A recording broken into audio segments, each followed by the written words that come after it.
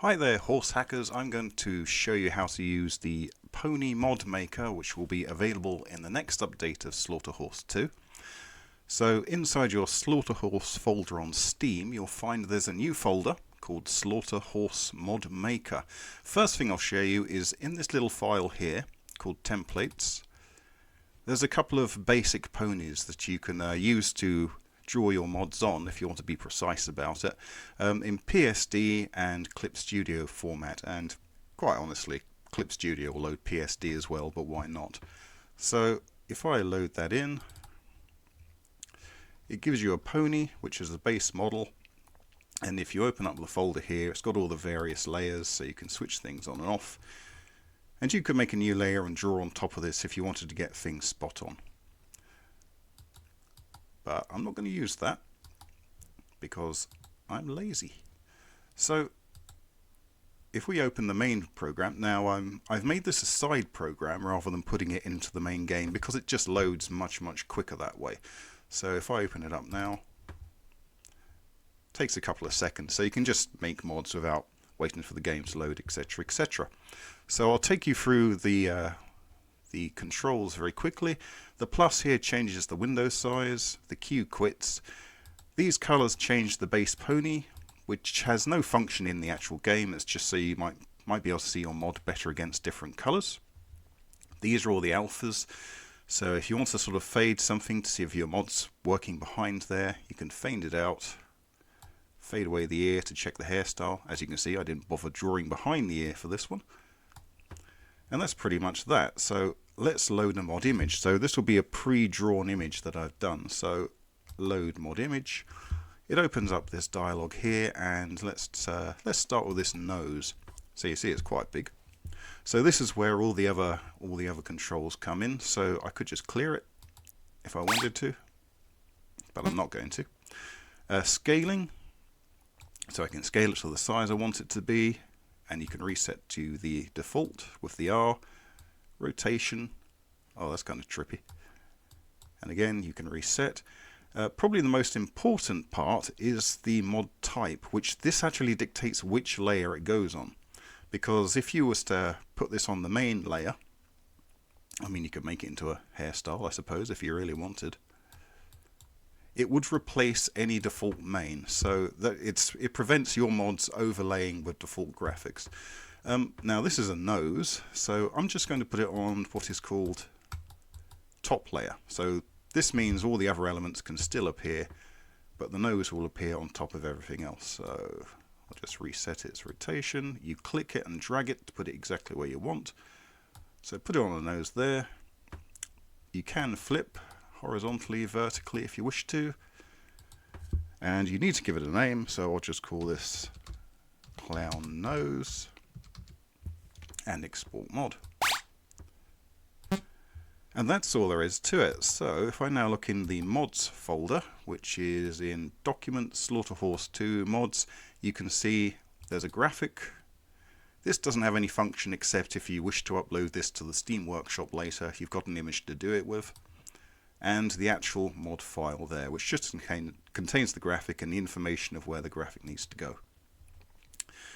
So as another demonstration, let's load a different mod. So I'll just click load, and oh, look at this lovely cutie mark. I have no idea what this means, but so what I need to do is make sure I've set this to the cutie mark layer, which is also the same layer occupied by the coat. So you wouldn't want the coat overlaying the cutie mark. I'm going to scale that down. Drag it to position. If it's the Pegasus we had here, the wing would be in the way a little bit, so I'm just going to alpha the wing. Give it a little jaunty angle. Just fine position. Give it a name. And export. So now if we look in our Documents folder, which I've lost. Where is it? Oh, I think I've closed it. Hang on. Let me just get another one right here. So in Slaughterhorse 2, mods. Yeah, so now we've got this mod saved as well. So just leave those in that folder. If you were to workshop them, you just copy them into the Steam Workshop upload program, which is in another folder in the Slaughterhorse folder. So let's make something from scratch. So I'm just going to clear that, put the wing back for now, and I'll just hop into Clip Studio. So Slaughterhorse 2 by default is low resolution, so you can make them any size you want, but it's probably not really worth going higher than 256 really, because the mod maker will scale it down to that anyway. So I'll make a 256, and let's make, oh I don't know, let's make a changeling horn. So one thing to note is that mods cannot be affected by the color sliders, because there's too many of them. It would add too much information to the QR codes and probably ruin previous workshop ponies. So whatever color you draw on the mod, that's the color it's going to be. You can't change it, but you could always make different colored versions of the same thing. So let's just draw a quick changeling style horn. And I'm not going to worry too much about this as it's a demo.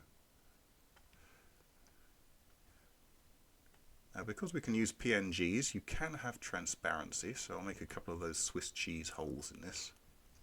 Very quick. Make myself a new layer just to put the colour in. So, blop, blop, blop, blop. Tidy up those couple of little bits there. I'm going to change the paper to something darker. Lock transparency, or we'll give it a little bit of finesse. We'll just put a little bit of light on the top.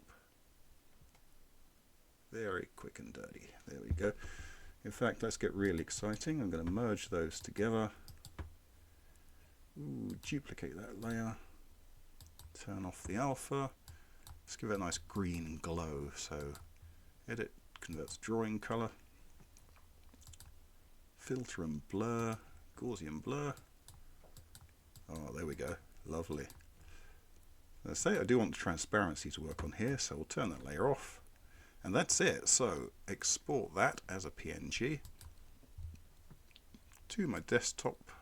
Whoops. Just call it horn.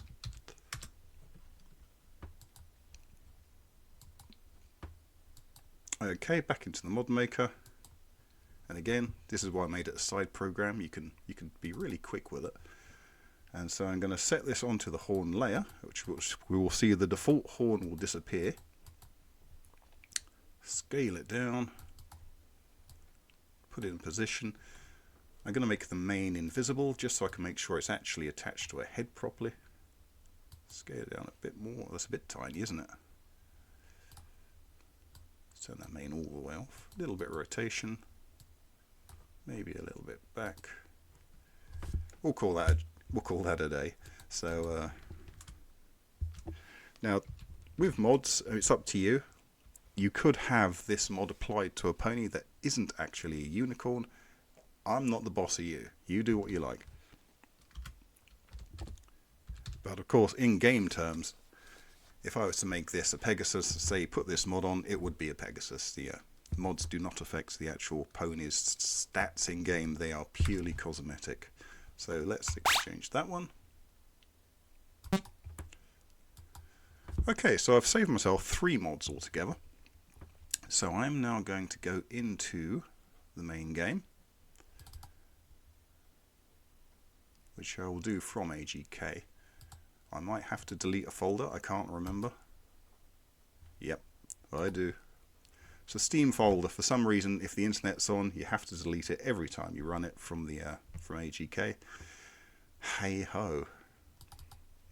So, use Slaughterhorse 2. Delete the plugins. Off we go. So I'm going to start up the game here properly. I've got it on mod mode, so it skips a few bits and pieces just for faster loading. And want to customize ponies. That's quite a nice pony we've got here already. So now if I go on to the mods section, we've got the default mods as usual.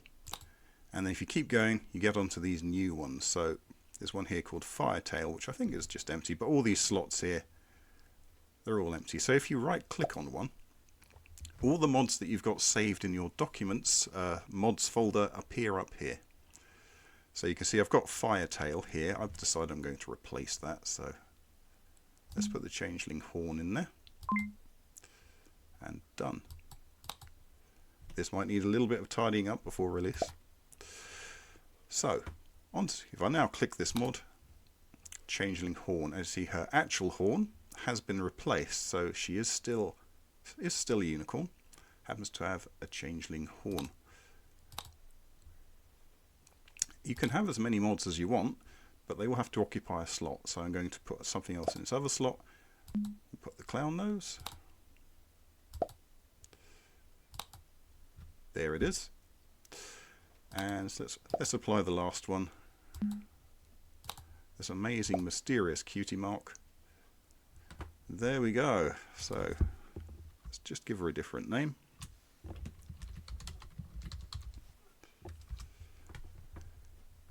And I'll now save her to the set as is. So we're just in set 1. And there she is, appearing with all her mods. So if I slip out of here real quick, we use set 1, but not me, so we can actually see her.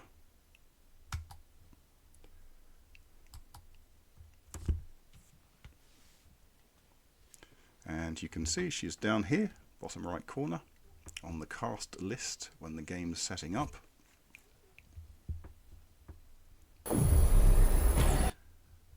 Let's skip the nightmare.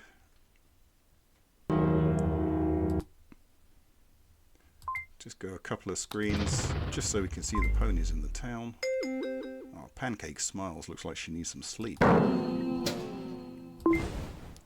let's look on the town screen now. And if we scout around, hopefully we should find it. There she is. So there you go. That's how you mod ponies to your own liking in Slaughterhorse 2. So I hope you enjoy that. I hope to see some really interesting creations on the Steam Workshop. And good luck to you all.